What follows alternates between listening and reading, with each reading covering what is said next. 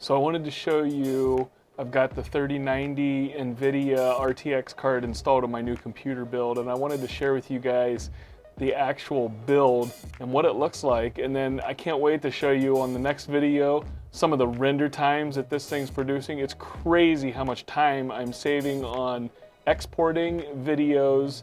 It's really, really cool. Check this out.